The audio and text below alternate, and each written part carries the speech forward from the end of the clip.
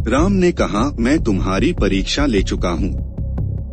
राम ने सीता के ठाठ बाट और दिमागी दुर्बलता को याद करते हुए सीता को निर्देश दिया कि यदि वह उसके साथ जंगल जाना चाहती है तो उसे अपने आभूषण उतार देने चाहिए।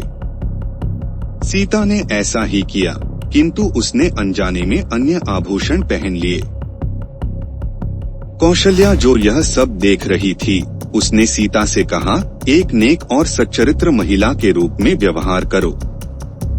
अपने पति के वजूद को नजरअंदाज नहीं करो। सीता ने बड़ी बेअदबी से अपनी सास को जवाब दिया, मुझे इन सब बातों के बारे में पता है। लेकिन इसके बावजूद उसने अपने सारे गहने नहीं उतारे। जब राम और लक्ष्मण पेड़ों की छाल के वस्त्र धारण किए हुए थे, उस समय सीता ने ऐसे वस्त्र पहनने से इनकार कर दिया। जो स्त्रियां सीता की अनिच्छा से परिचित थीं, उन्होंने सीता पर तरस खाते हुए राम से उसे साथ नहीं ले जाने की विनती की थी।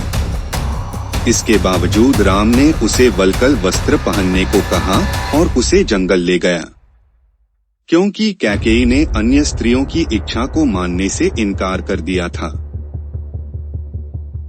हालांकि सीता ने दी गई किसी भी सलाह की परवाह नहीं की थी। उसने अपने सुंदर परिधान और गहने धारण किए। इस तरह यह स्पष्ट है कि भरत की नापसंदगी और कैकेयी का सीता को अपने राज्य अयोध्या में रहने की अनुमति नहीं देने के कारण सीता को जंगल में जाना पड़ा था।